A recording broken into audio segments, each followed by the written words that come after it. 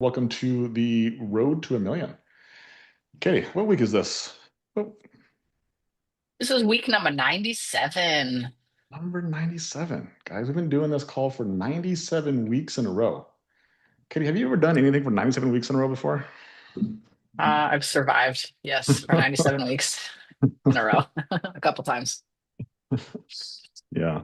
Doing something for any extended period of time is yeah, it's a challenge. And this call is yeah, I would say it definitely has its challenges, it has its moments, but at the end of the day, it's rewarding, it's fun, and I think that I think the purpose, like the purpose of the call, it supersedes whether I want to do it or not, whether you want to do it or not. It just like the purpose is bigger than us. And so I want to share with you guys a little bit what that purpose is today before we get into the call today. But yeah, number 97. Katie, is there any significance to you to number 97?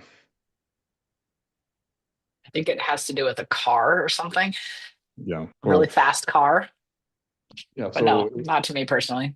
So last night, it's funny that Kobe's on here today. I think this is Kobe's first call she's ever been on here, which is actually cool. We'll be talking about her today a little bit. But so Kobe is our oldest daughter, and so we do a little tradition called Wins the Gratefuls. We do this every single night. I can't tell you how long we've been doing it for, but it's been before Lainey was born. And so it's been at least 6 or 7 years. She's almost seven now. Um, and so, but we do this thing called Win the Gratefuls, and everybody gets to go around and get to share their wins and what they're grateful for the day. And so when we were doing this, Kobe had made a mention that she looks at time sometimes, and if she catches her birthday on there, then all of a sudden like it's like good luck. And I just have never heard that before. It's never something that I've ever looked at the clock and be like, oh, it's my birthday. So I don't know if you guys have ever done that before, but it just got me thinking of like the significance of numbers and being able to like when we're searching something or looking for something, then we can find it. And so week number 97. Yeah, this number does have some significance to me, and I want to share a little bit about what it is. So I grew up not in a family of entrepreneurs, not a family of business, not a people who had money, not investors. I grew up in a family that probably did all the opposite of those things, which is race cars.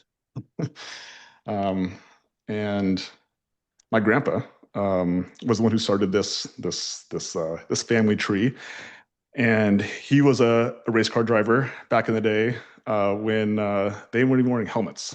And then my dad also raced cars. My mom even raced cars for a little period of time. She didn't race for very long, but she definitely did race cars. I actually have two younger cousins who one still races and one did race. And I actually raced as well. And so my racing started when I was 15 years old, and it started out with street racing.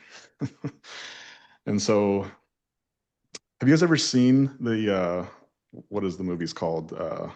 It's not the Need for Speed. What are the Fast and Furious. Fast and the Furious? Yeah, yeah, the Fast and the Furious. You guys ever remember those movies, the Fast and the Furious, right? With the I call them rice burners, or like the import cars with the big wings, and they sound really loud. They sound like a rice burner.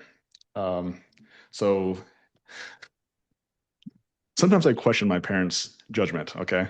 So as a 15-year-old kid, so in Montana, we got our license at I think 14 and a half. And at 14 and a half slash 15 years old, my dad bought me a Toyota Supra. And so if you guys ever seen the Fast and Furious movies, that's like one of the main cars in there is this Toyota Supra. So I'm 15 years old. I have this Toyota Supra. It's a fast car. And the very first day I got my license, I got in trouble for racing and I got a ticket. And just so silly. So silly. Um, my parents, guys, by the way, my parents are silly. I'm not silly. Why would they give a 15-year-old kid a freaking sports car? I don't know. I think it's silly. But I did some street racing, and then that car I ended up blowing it up. I ended up blowing the engine up, racing it too hard, doing all the things you shouldn't do. And I got rewarded by getting a Chevy Camaro Z28. By golly, poor Logan. Blew this car up. Now he gets a freaking Camaro. Freaking fast car. Ooh, and it sounded so nice. Different than the rice burner sound. This had like a nice purr to it. And so, yeah, again, questioning my parents' judgment. My mom bought me that car. So maybe my mom was just upset with my dad. She was like, well, you bought him this car, I'll buy him this car. Right, probably what happened. Um, but then as I got a little bit older, 17, 18 years old, I actually started racing what's called SCCA. So most of you guys don't know what that is, which is totally fair. But if you guys have ever seen a big empty parking lot with a bunch of cones and you see these cars randomly zooming around it, that's what SCCA is. And so raced that for a couple years. And then when I was 19 and 20 years old, I actually raced dirt track cars. So if you guys have ever seen dirt track racing, usually the sprint cars is what most people have ever seen. So the cars with the big wings that go really fast. Yeah, I wasn't racing those type of cars. I was racing like the very, very first class, which was called a street stock. But I raced that at um, 19 years old and 20 years old. And yeah, that was like what I wanted to be when I grew up. I just wanted to be a race car driver. And my hero was my Uncle Jody. He was the best out of my family, but like he was just one of the best um, at the local dirt track anyway. And his number was number 97. And I just remember being a kid and like playing with like my little cars and just like pretending I was my Uncle Jody. And so, I mean, as a kid, guys, that's all I wanted to be. I just want to be a race car driver. And at 19, 20 years old, I got to fulfill that dream. And what I realized by doing it was that racing is a hobby that needs a lot of money to be successful. And so it was kind of like in that moment, I was like, dang, like if I ever want to be good at this, if I ever like, I want to like be successful, like I got to learn how to make money. And so I realized that again, all my family members, while they loved racing, they just, they made enough money just to basically put into their cars, and that money went away real quick. And so, um, yeah, that's like no one as a kid. I never learned about money. I didn't learn about business. I didn't know like what was possible outside of the local dirt track. And so I think, guys, that's why I think like that's why I love this call so much is because the purpose of the call is for you guys to have an opportunity to learn about business and learn what's possible. And maybe it's a void that like I didn't have, but maybe a lot of you guys don't have that, didn't have that either. You didn't learn entrepreneurship. You didn't learn about money. Like Kobe's on this call and my youngest daughter, Lainey, like they know more about money at 16 and 6 than I did at 25 years old. And like I say that in like complete sincerity. And like their zero is just going to be so much higher than what mine was. And I think that's the point in this call is like to help your guys' zero just to move up.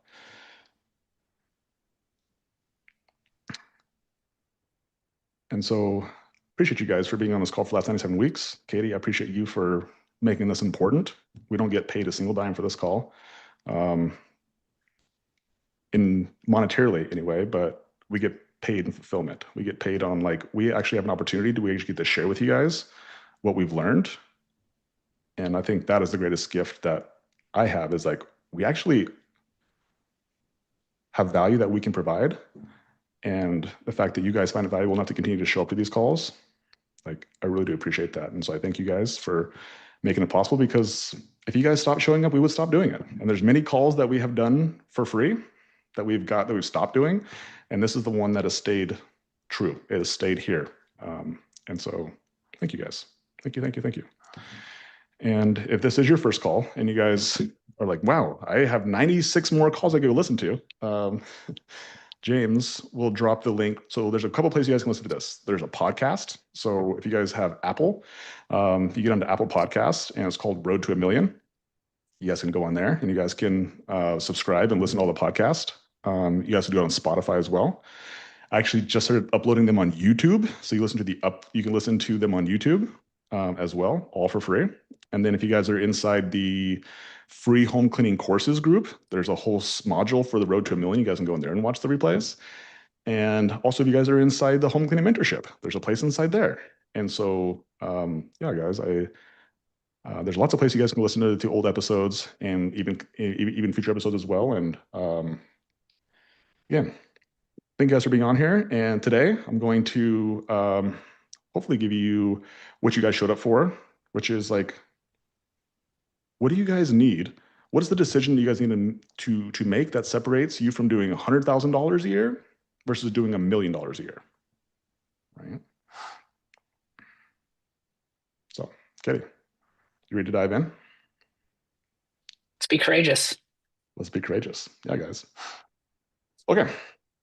So, let's talk about that. So, I think it's important that, like, before we start saying words that we don't understand what they mean, like, let's define some terms. So, Katie, what is courage? Like, if we define courage, what is it in the definition? In a The definition practical of definition. courage, Practical yeah. definition. The definition of courage is acting with the presence of fear.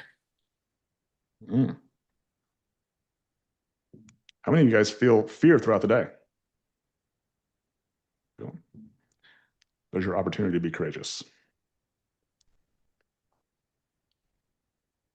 I don't know where I heard this, but I think it was from a book. But the guy said, "Do you know what the difference between courage and confidence is?"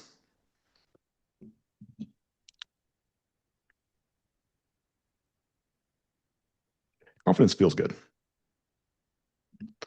right? There's a difference.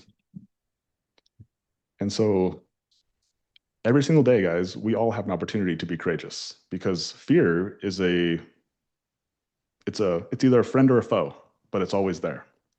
It never goes away. And so our relationship with fear, it will determine our actions, and our actions will determine our outcomes, and our outcomes will determine our fulfillment in life.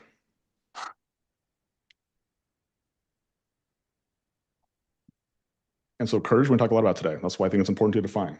And so Katie just put it in the chat. So if you guys need to see it, you guys can hear it, but now you can see it. Katie put it in the chat. Thank you. The next definition that we want to make sure we're speaking the same terms is commitment. Okay, commitment. Katie, what is the practical definition of commitment? The definition of commitment is the elimination of other options. Yeah, there's lots of expressions that I go behind this, but it's like there's only one option, guys, and that's to be successful.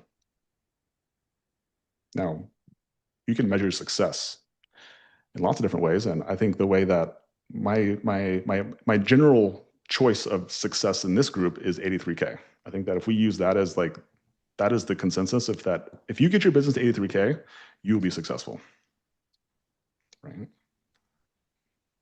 That's the only option. You must get to 83K. There is no option. 60K is not an option. 40K, don't justify just getting to 60K. Don't just justify getting to 70. Don't just justify getting to 40.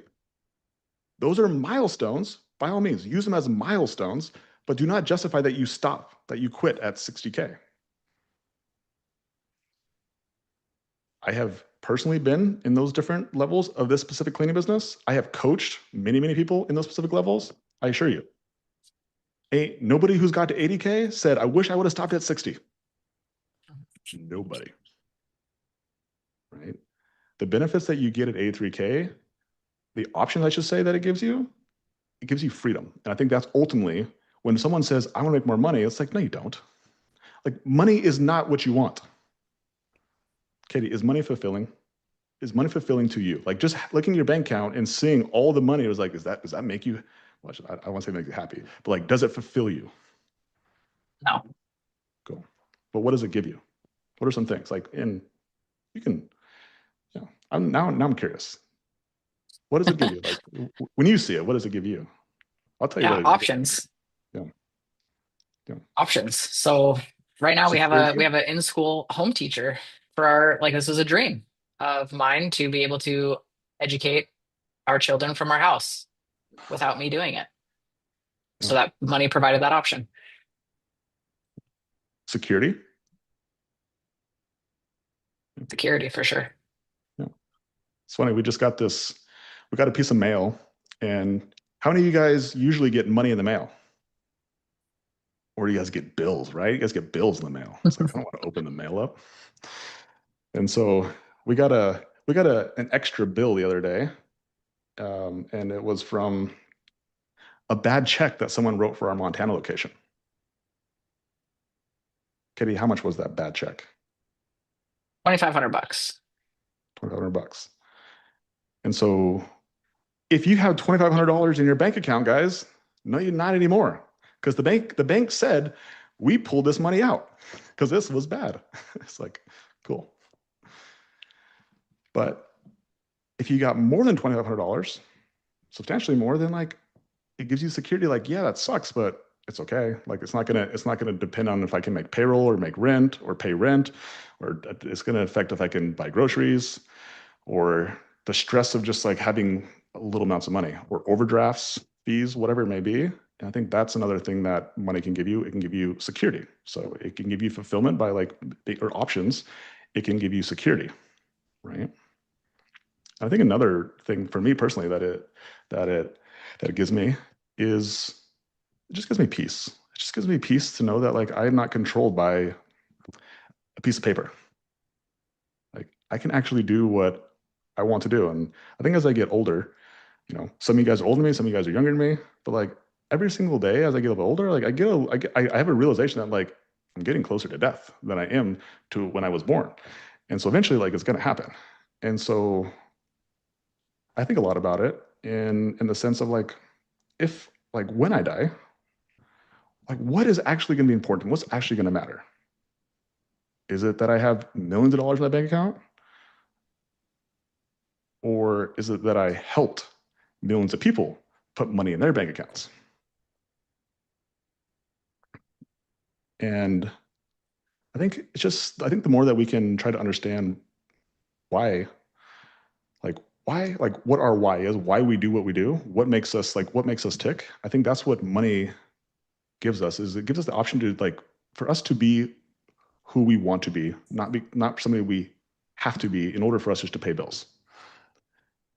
And so that's the first step of this, guys, is like, you don't like that is something that is earned. That's not something you just get to wake up and say, okay, I'm just doing life on my terms. Good luck. You will stay broke with that mindset. There's a sacrifice that has to happen, that you must do whatever. You must be a chameleon. You must do whatever's required in order for you to get the business to 83K, to get to that option, to create financial freedom, for then you have the option to then you get to do what you like to do, what you want to do. But it's a game of sequence first. Okay. And so that's what we're talking about today. We're going to talk a lot about the courage to commit. Okay. And so Katie put both definitions inside the chat. And so I'm going to share with you guys some examples of what this actually looks like, because I think it's important that you guys have definitions. Now I want you to show you some examples. And as you guys hear some of these examples, also like you can feel free to put some examples of yours in the chat as well. Like be active. Use like if you want to get value from this call, here's some things to do. Be in the chat, have your cameras on, be attentive, be focused, close your go high levels. Okay. Don't be distracted with clients right now and cleaners. Like ignore them. Yes. Cleaner can't get into home. Good luck. Get in. You got it. Figure it out. Right? Ignore them. leave them on an island by themselves. Okay. Be here right now. Be here. Okay. As um, there's a guy named Sharon who is actually partners with Alex and Layla, and he has a great quote where he says, "Be where your feet are." Like, be here, guys. Be here. One of the most valuable things, like especially in a world where we're so connected, even like on these Zooms, we're so connected. It's so easy for us to like be here. Like, be here. Be here. That is actually value. It's so valuable to be where your feet are. Okay. Okay. So let's talk about this. So Kobe's on here today, which is awesome. Maybe Kitty Condored, maybe Kitty Condored be on here today. But so Katie just talked about how like it was one of our goals to have our kids be able to be schooled from home. And so Lainey has a teacher. Kobe just enrolled into online school, so she's 16 years old. And yeah, so with online school, get a lot of flexibility. Outside of her being a competitive swimmer, where she has practices, morning practice and afternoon practices, like she has a lot of flexibility, right? Lots of free time, no bills. And so I started thinking about the other day when I was on my way from the gym, and I was like, man, if I had the situation that she had at 16, I started thinking about like, man, I would do this and I would do this. I'd be so rich. Uh, and then I started to realize that like, I never would have done any of that stuff. Never, never. And it's not because I was dumb, it's just because I just didn't have the courage. I never had the courage to do what she is doing right now. And that was leave the crowd. Because like when I was growing up, all I wanted to do was like I wanted to be part of the crowd. I wanted to be part of what everybody else was doing. And so I told you guys a little bit about my upbringing, but like I grew up in a tiny town. It's called Power, Montana. You guys want to guess my graduating class? You guys will never guess, but you guys can. Many people. How many people? Yeah, yeah. Jen Montoya got it. 12. I had 12 kids graduate in my class. And I was at the bottom of the class. I was like number 8 or 9 as far as like grades were concerned. But by the way, it's tough. It's tough when you're in a small class like that. Um, but live in this tiny town. And when I was a sophomore, my dad actually moved into Great Falls, which was a bigger town, right? Much bigger town, 50,000 people from a town of 500 people. So again, not huge, but in terms of Montana, it was a bigger town. And it was to opportunity. It was to go where there was more people, there's more opportunity. And I refused. I refused to go. And I masked it as loyalty, but it was just, I was just scared. I didn't want to leave my environment. I played it safe, guys. I avoided risk. I avoided being vulnerable. I acted like I didn't care. It was too cool. Too cool. It's too cool, right? But it also ate me up because I did care. I just wasn't strong enough to be able to show it. I was too insecure to be able to like show that I actually wanted to do it. I just was afraid. And so I would say probably from like 16 to about 25, I played that game. I played the scared game. I didn't put myself out there. I was never vulnerable. Even like with relationships, I would intentionally sabotage a relationship because I was afraid of getting hurt. And I just figured if I hurt them, well, at least then I couldn't get hurt first. Right. And so I would intentionally sabotage relationships. I would just intentionally not put myself in a situation where I could like feel rejection and feel pain, feel what I could feel. And yeah, it was a numb feeling. It was numb. And I remember when I decided to start my own business, and it came on the heels of being a personal trainer at a gym for 2.5 years, and like that's when the spark started to come back of like, oh, I actually started to gain some skills, and my first skills came from fitness and health, and came from my personal transformation, and then I started helping people, help them with their body transformations. I started to get some skills. I was like, oh, maybe I actually can be valuable. I actually can help. And then all of a sudden, the spark started to come back, and then I made the decision to start my own business and leave the gym and start a little personal training gym. Uh, Start a personal training gym with no business plan, no marketing plan, no skills whatsoever outside of that. I've been a personal trainer for 2.5 years that somebody else had sold for me and they just had given to me. And I was like, I got this. And so I quickly realized that like I didn't got this. And yeah, I started actually reading and consuming and starting to try to like learn. And the first business book I ever read was a book called Think and Grow Rich. And you guys ever heard that book before or read that book before? And you guys, yeah, it's a great book. It's an old book. Uh, it was released, I think, in the teens. No, not the 20 teens, the 19 teens, right? 100 years ago, right? It was all based in like times like in the Great Depression.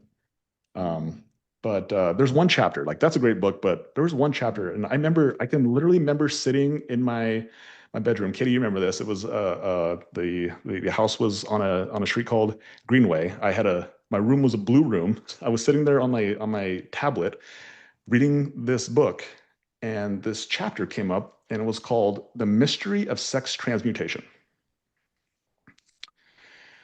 And so, to put it really simply, like inside that chapter, Napoleon Hill talks about sexual energy equating to creative drive.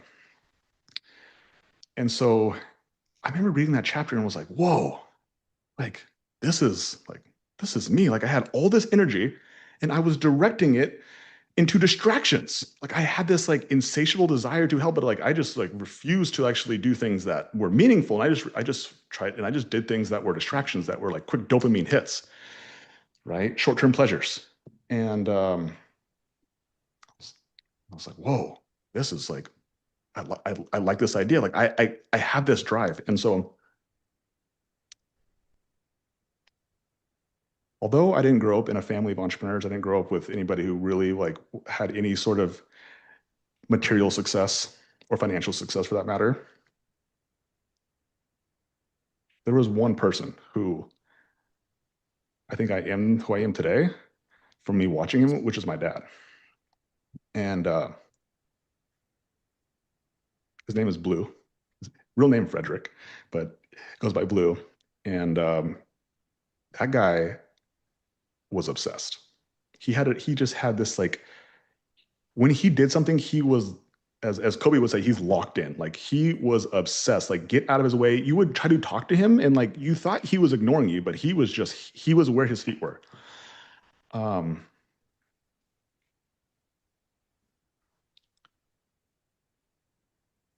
and I have a lot of like I I owe a lot of my obsession to him. I think the biggest problem as I look back on it, if I were to coach him as an example, he just was obsessed with the things that never compounded. They never came back around. So anytime he put his money into them, things like cars, like it just never came back around where it ended up filling his bucket back up. He would always pour out, but it would never come back in. And I think that's where his obsession eventually fizzled. But that obsession, and some of you guys have it. Some of you guys have it, right? Like when I say that, some of you guys are like, that's me. And it's taking that obsession, that energy, and focusing it as something that actually matters, right? Helping, serving, giving, creating assets, creating systems, creating processes, creating things that like have potential to go even without you continuing to pour into it. Right? That's what an asset is.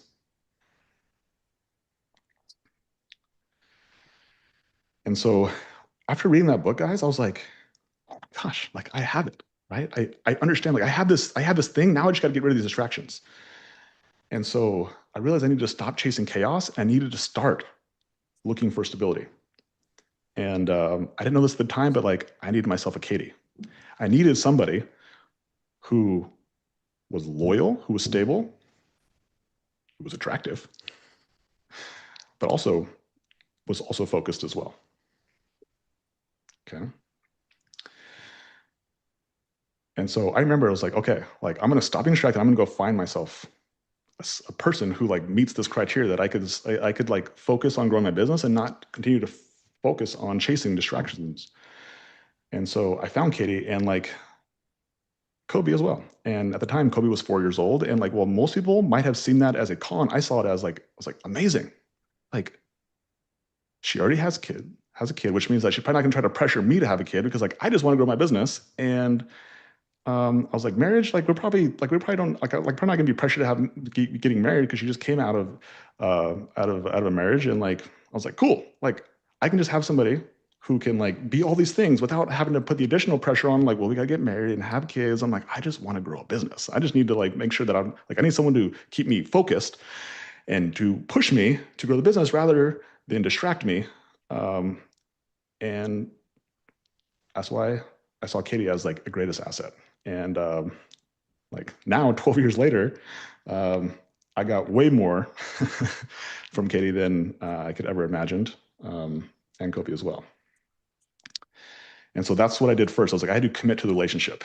And so I committed to both Katie and Kobe. Um, and those were the things that got me to really like change my trajectory in life from being this person who's afraid to do anything to put myself out there, to have feelings, to like I'm going to commit to Katie and Kobe, and that is what led me to even opportunity to actually have the business start to actually like have a business that I could then commit to as well because I was willing to feel and as you guys know, like there's gonna be a lot of feelings that happen when you're growing a business, right? And if you avoid those feelings, like sure, you're not gonna feel bad, but you'll never feel good ever. You'll never get to the great feelings if you're not willing to accept that there's gonna be some bad feelings along the way. Mhm. And so Katie and yeah, so in 2018, I convinced Katie to quit her job. So she had a stable job working as an office manager at a dentist office, and she had three doctors who she worked for, and all three of them were trying to convince her that she was making the wrong move by leaving there and going full time entrepreneur with me. And by the way, they were probably right. It probably was a smart move to stay. But I convinced Katie, I sold her, and she had the courage to leave that safe environment to come on this journey. And she's been a full-time entrepreneur with me since 2018. And we started in the gym business. We did the gym business together, and then really in 2020, so about 2 years later, we realized that we wanted to start another business. And at the time, our philosophy was we wanted all these like small businesses. So we still had the gym, we had some real estate, and the coaching that we had, which by the way, I don't recommend this whatsoever, but just the coaching we had at the time was like, you should start another business. You guys are pretty good at business, start another business. And so Katie were like, okay, cool. We'll start this business together. It'll be like our first business that we get to start together. And so um, we basically narrowed it down to three options. Katie, you want to share what those three options were? Airbnb arbitrage, Yeah. a marketing agency, Let's start with Airbnb arbitrage. and Hold on.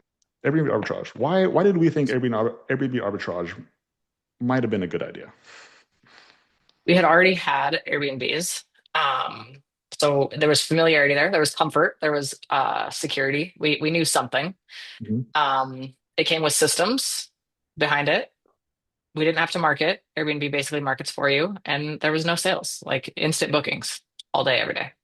Yeah. Yeah. If you guys hate sales, go be an Airbnb. Right? It's like there is no sales.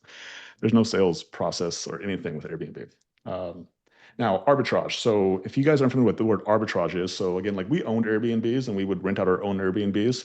The difference between owning and doing what's called Airbnb arbitrage is that when you did arbitrage, we would go to a private landlord who had their home out for rent, and we would say, "Hey, we will rent your home for whatever the market rate rent is, but then we're going to turn around, we're going to put this on Airbnb, and we're going to get a higher rate, and we're going to make the difference." That's called the arbitrage, right? So that's what Airbnb arbitrage was. So that was our first business option. Okay. Okay. What was our second option that we were choosing between? Marketing agency. Yeah. Why? Why did we think marketing agency might have been a good idea?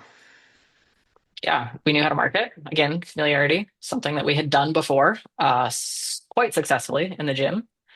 Yeah. Um, no systems, no sales. Yeah. Yeah. So um, we knew how to market. And not only did we do local gym, but eventually we did online training, and we eventually had like I was marketing all across the country. And so like I started to learn a little bit how to market outside of a local market, which is way freaking harder. Like you guys being on here in whole different places in the world is very hard to do. Uh, this might seem easy because you guys show up for free, but like this is very hard to even get you guys on a free call. And then some of you guys actually give us money. Holy moly, that is freaking hard to do. Trust a stranger who you guys have never met in person, some guy from the internet, like very hard to do. But it all starts with marketing first, right? And so we thought, yeah, maybe this is a good idea. And then the third idea, Katie, what was our third idea? Third idea was home cleaning.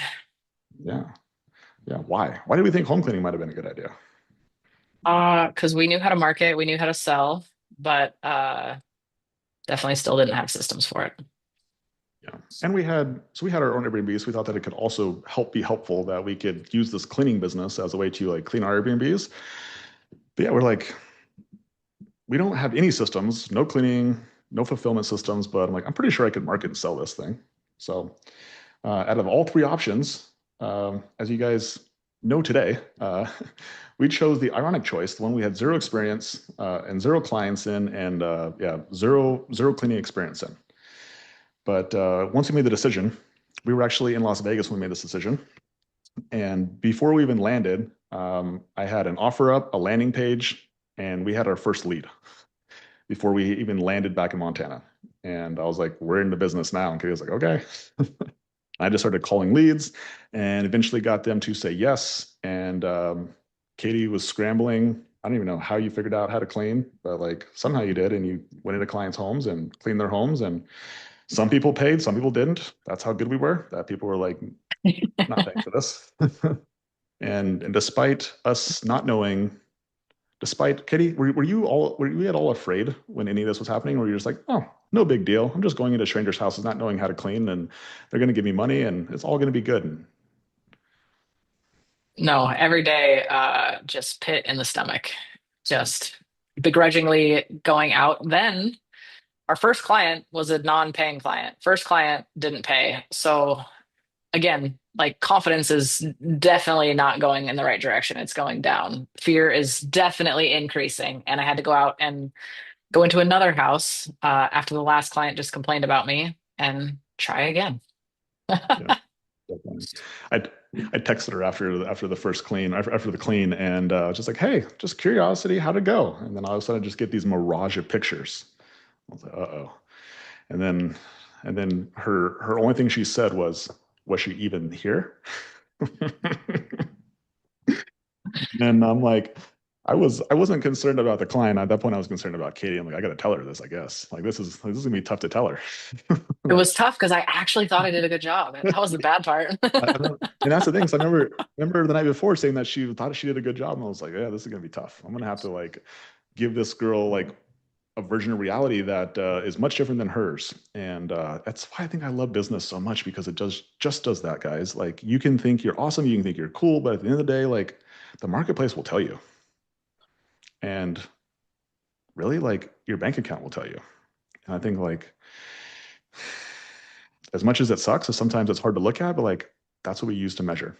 And if you just accept those are the measurements, then we can use that as a way to get better, right? And yeah, and getting on sales calls, not understanding anything about cleaning, never cleaned myself. Not, I don't have any of the tools that you guys have today inside the mentorship. Even some of the stuff I have inside the free home cleaning courses group that I give away for free, like I didn't have any of that. Like I'm just making stuff up, making up prices, I have no idea. Selling deep cleans for $200. That's probably why Katie got kicked out. Like, because I didn't give her an opportunity to actually like do a good job. Like, anyway, but we were just trying to figure it out. Despite the fear, we just moved forward anyway, right? And you guys, guess what? In 2020, while it was only 3 months, October, November, December, guess how much money that we made in revenue? People who did pay, Yeah, we found a few. people did pay. You guys want to participate? You guys can put in the chat. In 3 months, how much money do you guys think that Bozeman 5-star cleaning actually made in 2020? Mhm. Yeah, $6,700. That's how it started. And in 2021, the first full year, so this is a whole year now.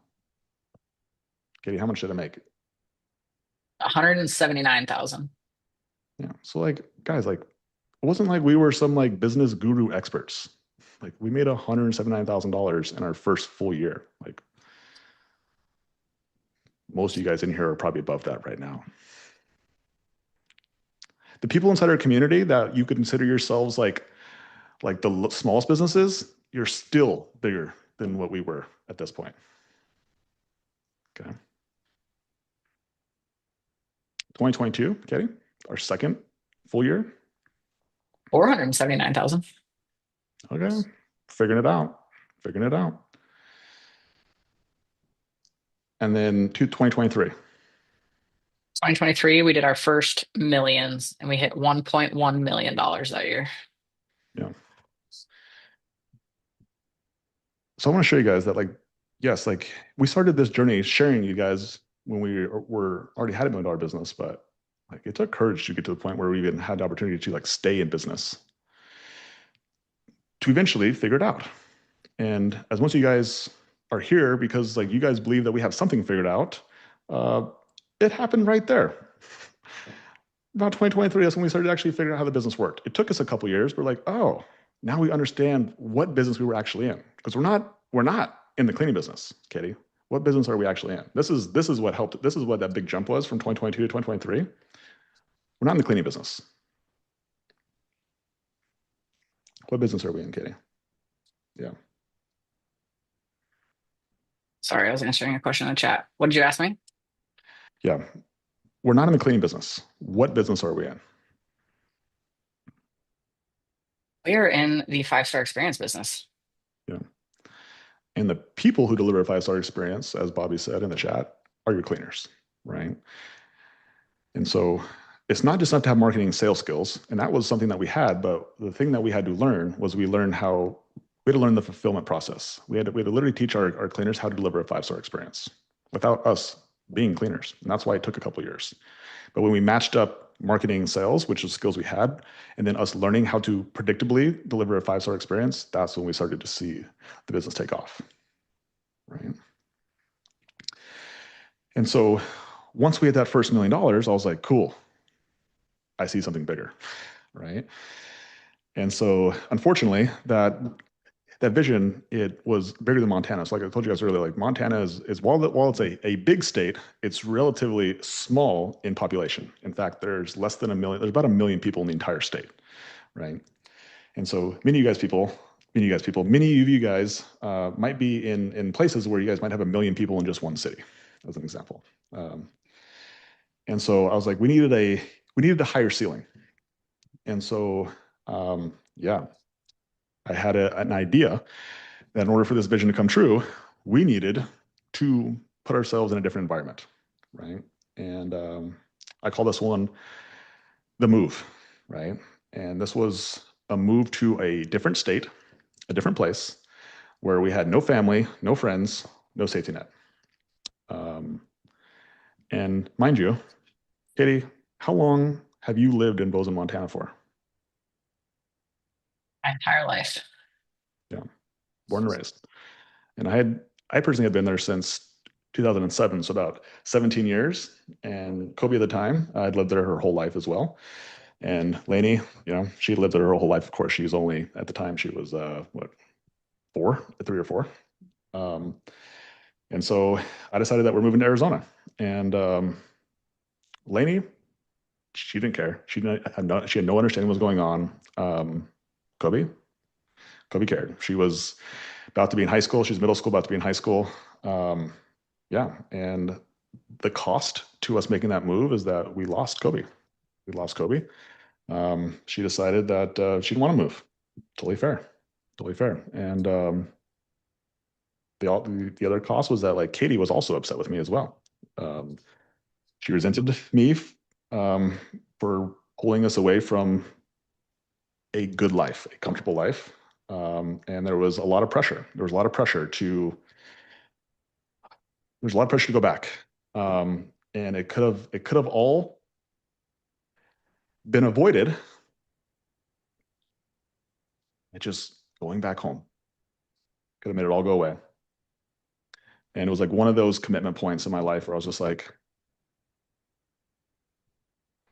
no, like I'm committed and I'm willing to accept all the costs. Because I just believe that's what was required in order for this vision to come true. And stayed committed. And while there was Well, it was very hard. It was very hard. Probably one of the hardest times in my life for sure. Um, Kobe ended up coming back, thankfully, and Katie's conviction like it strengthened, and she was in, and it was clear that like we were both going to do this together. It was one of those huge commitment points, and yeah, I wrote this quote down because it was so good, and I was like, so here it is, guys. Like sometimes courage costs you before it rewards you. And that's why courage sometimes is hard. It's because sometimes you lose before you win. And that move, guys, is what actually set up this call today. Like all that was what led to actually even us having this opportunity right here. You guys know what happened 97 weeks ago? Why did we start this call 97 weeks ago? Do you guys remember? Marie Jed was on this call 97 weeks ago. She remembers.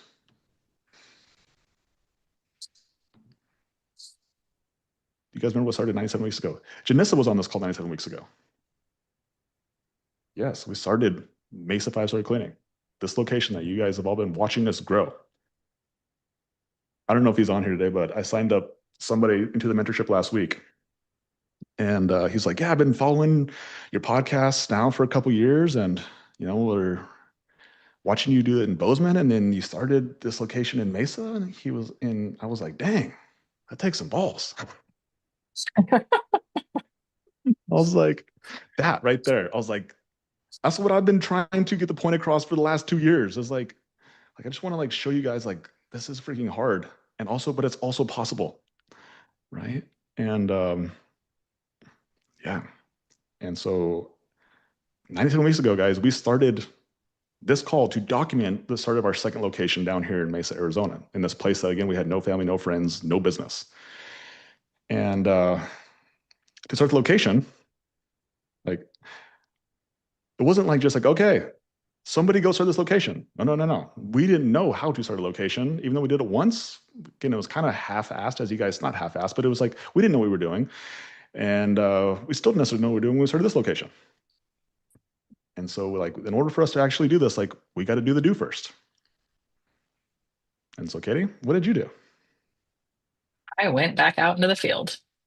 Yeah, Katie, living a good, cushy, comfortable life, goes back in the field, cleans, trains, talks to clients, right? All the fun stuff. Puts on her scrubs, puts her vacuum and her mop in her caddy and pulls it up, right? Does the thing. Like, I got respect for that.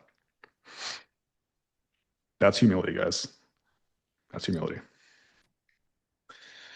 And yeah, I jumped in the seat and I did sales. I hired client support, cleaner support, right? I sold 200, 300, $400 cleans. Like I did the thing. I did it all, right? And did this all in front of you guys. We did it every single week. We shared, we documented, we let you guys know what we're doing. Yeah. Um, yeah. And it's funny. It's cool now being able to like talk about it after the fact. It was hard during it. If you guys want to, you guys can go back and watch those calls as well. It's in the podcast, Road to a Million. We talked about it earlier. All the places you can find it: podcast, YouTube, free home cleaning courses group, mentorship. You guys can go back and watch episode number 1 if you guys want to see. But that company will be 2 years old in March, right? So in about 2 months, it'll be 2 years old.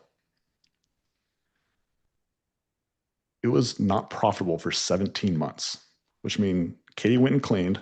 I went and sold. We worked our butts off. We did that for 17 months before that business ever made a profit.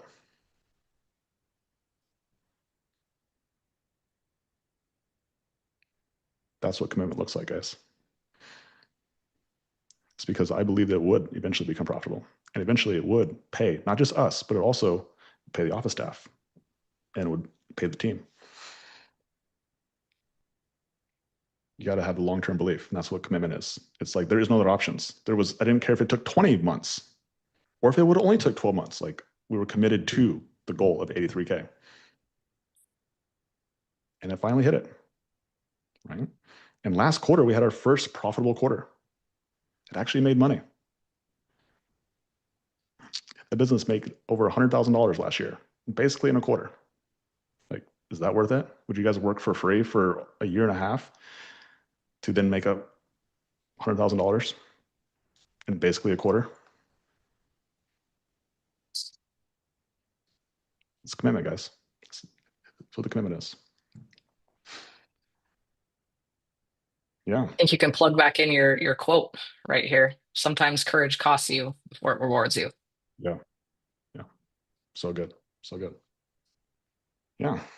And then another big moment, guys. Some of you guys have been following us along now that another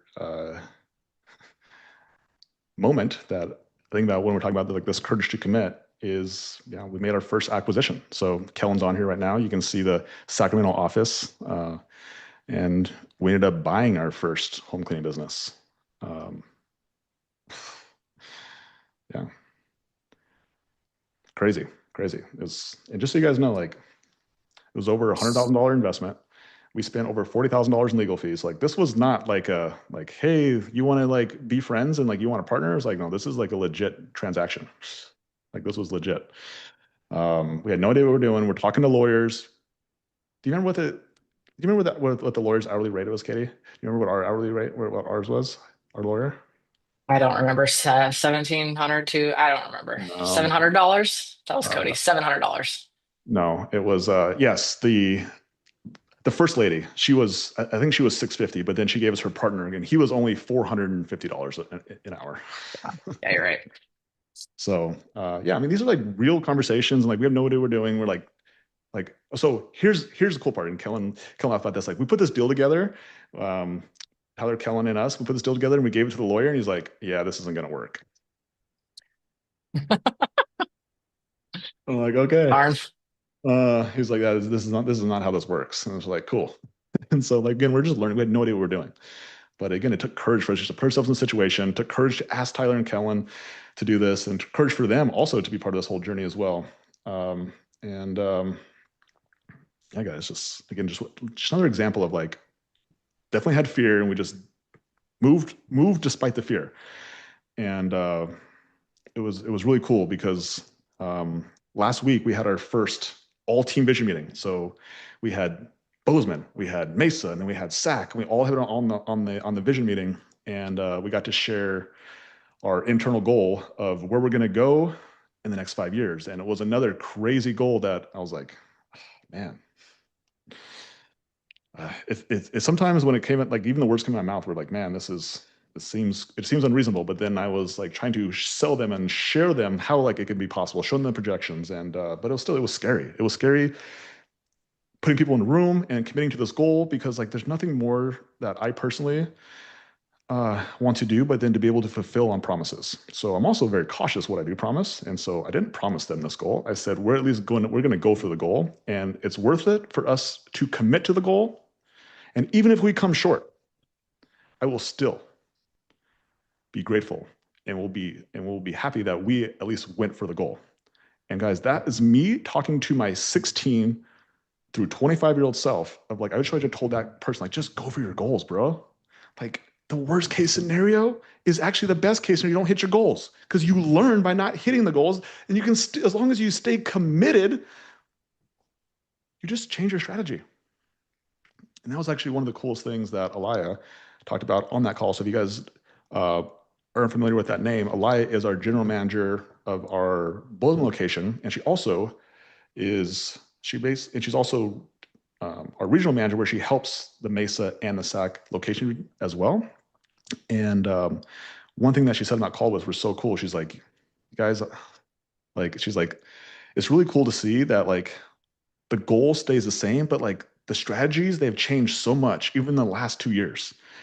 And it was cool for her to be able to see it and get it because like that's what it is. It's like we're committed to the goal. How we get there, by golly, that's probably going to change a lot, right? Based on our feedback, based on what we learned, based on us failing, us getting rejected, us not getting to the goal, and also us by like seeing wins, seeing progress, seeing wins as well, right?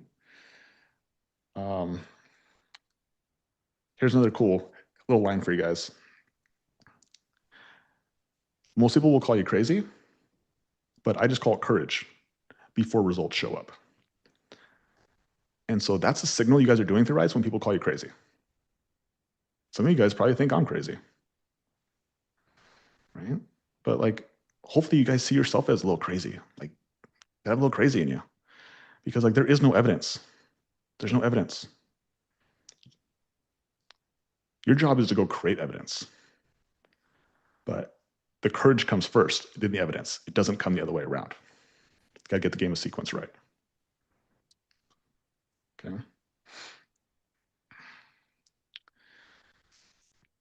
And so every breakthrough requires four things: fear, decision, commitment, and time. Okay? You guys can write those things down: fear, decision, commitment, and time. Okay. Most people quit in between fear and time. They're afraid to make decisions. They're afraid to commit.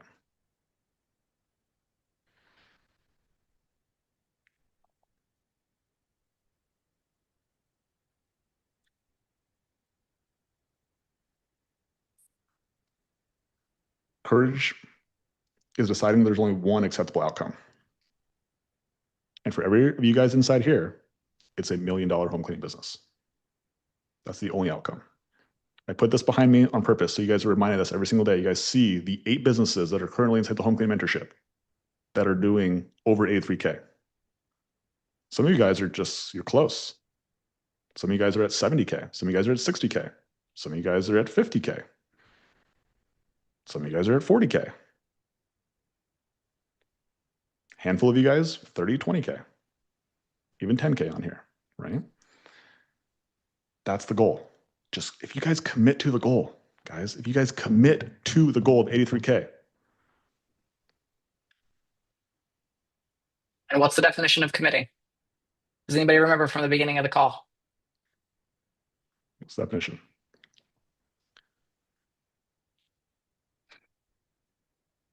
Yeah, great job, Jen. Eliminating all other options. Go for the goal.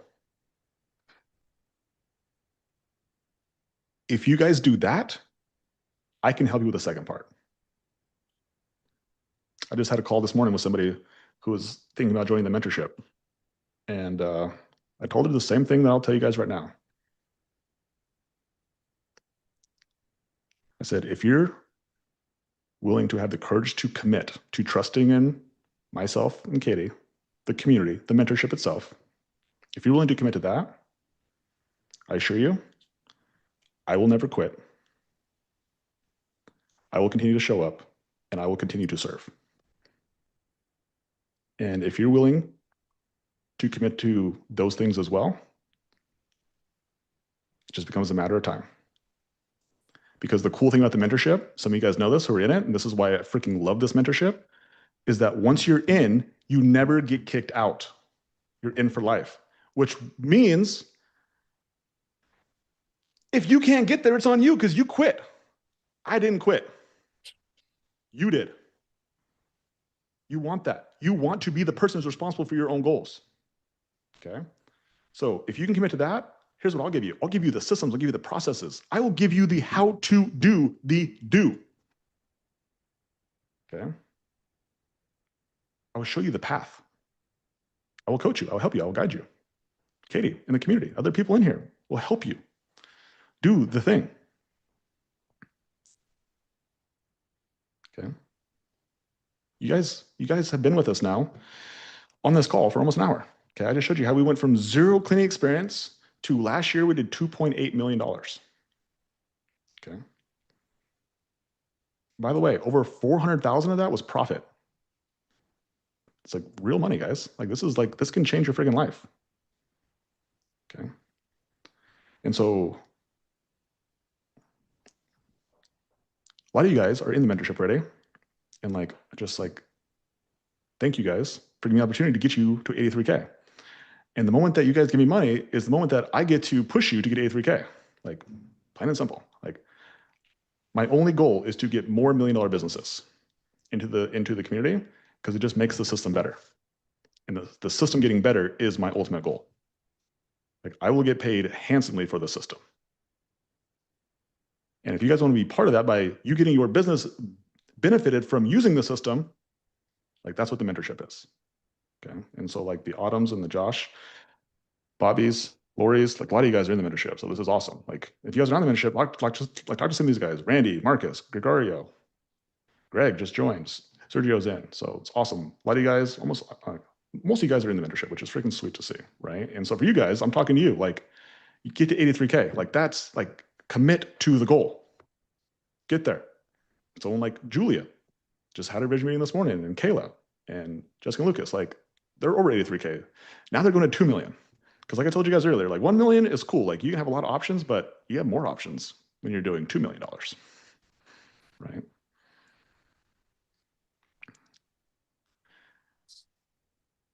So if you're inside the community, like Give yourself the permission to like go all in, like just eliminate all other options, get to 83K, do whatever's required. Invest the money in marketing, into sales, jump in the seat, do all the things. And I wouldn't ask you to do something that I haven't done. That's why I want to share these stories, because everything I've ever asked of you is like, I first intentionally did it so I could come back now, years later, and say, Autumn, sit your butt in the seat and make the freaking sales. Stop making excuses. Go. Like, this is not a time to be getting distracted. Like, do the thing, right? Each and every one of you guys, like, do the thing.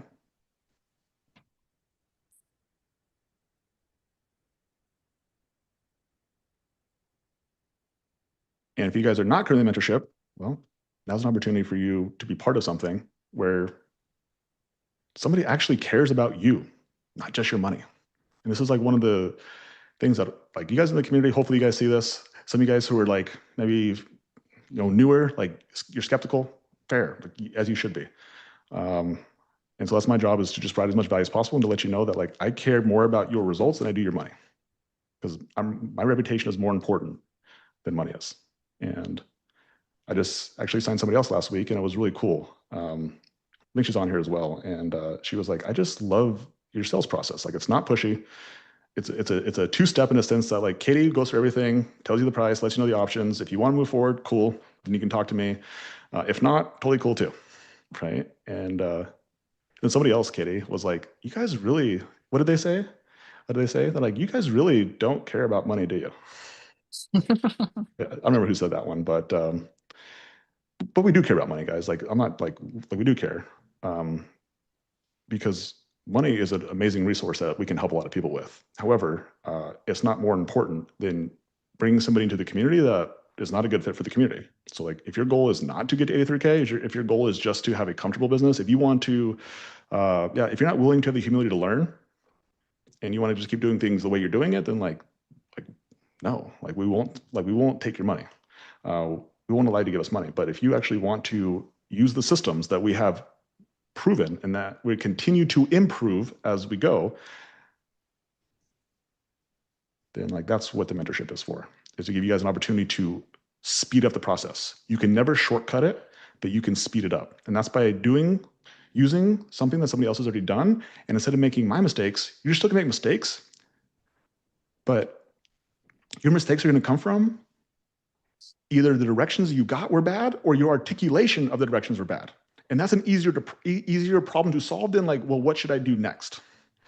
Like, that's where people take forever or never ever get there, is because they're trying to ask that decision rather than like, well, I didn't understand this direction, rather than like, what is the next step? And that's the point of mentorship, is to give you clarity on what you need to do in order to go from 0 to 10 to 20 to 30 to 40 to 50 to 60, 70 to 80, 90, 100 and beyond. And so, James, if you don't mind, drop the link for the mentorship. And if you guys do, if you guys are interested, go apply. And Katie will get on a call with you, and she'll see if it's a good fit or not. And if not, then Katie will give you direction. She'll at least point you in the right direction, right? And Katie does. She tells a lot of people, like, go do more free stuff. Go do here. Like, you're not quite ready yet. And if you are ready, then she'll send them to me. But again, like, our whole goal is to make the mentorship better. And so we also consider the people in the mentorship. We want to make sure that when people come in, that it also helps the people who are existing in the mentorship as well. We want to continue to make sure that people in there all have the same goal, and everyone's committed to building $1 million business. And I assure you guys, I do not know of another community on this, especially in the home cleaning business, that's the focus. And so if you guys want to be a part of it, I would love to be a part of it, because it's really freaking fun to see it grow and to see you guys grow. And to watch you guys grow individually is awesome, but to see the community grow as a whole, man, that's how we can transform an industry. I think ultimately, that's what we all want. We all want to help, we want to serve, and it starts with us. It starts with us getting better, us becoming better systems, us having more clarity, us becoming better leaders. And that's how we actually transform an industry. It's one business at a time. But as we all get better, then the standards of the industry, they increase. Whether somebody's in our community or not, doesn't matter, because like, they want to play, they got to increase their standards. They got to increase we have to raise the value of the marketplace. So, Katie, anything else that you want to share today as we talk about the courage to commit today. The only thing that comes to mind is we had a mentor once that told us that the bigger the transaction, the bigger the transformation. Yeah. So we've done free coaching for people before, and you get a lot of riffraff. You get a lot of uncommitted people. They are not willing to eliminate every other option. So by joining the mentorship and actually transacting with some of your cash, you are showing your initial commitment level. Now, Yeah. once you are in the mentorship, it's more important to take action after that point. Uh, but I think it's the larger the transaction, the larger the transformation will be. It's awesome. Hey guys, so appreciate you guys for showing up today. And yeah, if you guys are committed to building into our business, then get into the mentorship. You guys are in the mentorship. Utilize the information in the internship. Ask questions. Be active in the community. Like be a player in the community. Someone like a Julia, like a Lucas, right? Like be in the community. Make sure people know who you are. Even when you're small, even when you're doing 10, 20, $30,000 a month, like ask questions. Be out there. Try to figure out how to give value. Don't just be an asker. Like be a giver, right? And honestly, like as a student, so this cool kid, he talked about this, like being like part of mentorships. I think one of the things that like I also have an advantage is that like I'm a student. Like I've been in so many mentorships. I have invested like just in like big mentorships, ones that I can actually probably like go back and track, like well over $200,000 in coaching mentorships. And so like I am no stranger to mentorships and coaching. That's why I built this thing based on my own experience as well. Um, and I can tell you guys this is that how you get the most value from mentorships is by using the mentorship to ask questions, like actually asking. But if you have a question you're not willing to share, you're not willing to put out there because you're afraid, or you think it's a silly question, or there's already an answer somewhere else in there. It's in the modules probably. Like yes, all that is true. Ask the question anyway, right? Dude, like have the vulnerability to ask for help, right? And that's how, if you want to be a good student, especially when you're smaller, like I think a lot of people want to like they want to like give to the community. Like, and I think because as human beings, like we all want to give. But like you also got to have skills in order to give. And so that's why, like for coaches as a standpoint, like I only have coaches in the community, people who've actually built $1 million businesses and people who are actually coaching clients, right? They've actually done the thing. But if you guys want to be someone who can give when you're coming up, here's the best advice I can give you. If you want to be a great student and you want to be somebody who gives value to the community, the first thing that you can do is be successful. That's the greatest gift you can give the community. Implement the systems, regardless of how you feel, do them, make mistakes, get rejected, fall on your face, ask for help, come back, do it again until you figure it out. And how you'll know you figured out is the business will start to grow. And as your business starts to grow, then you start to share. Hey guys, just like Nettie did this morning. She's like, hey guys, I had a PR month in December.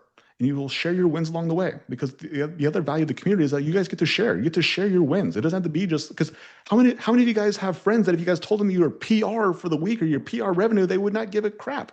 Like, I don't care about your business revenue.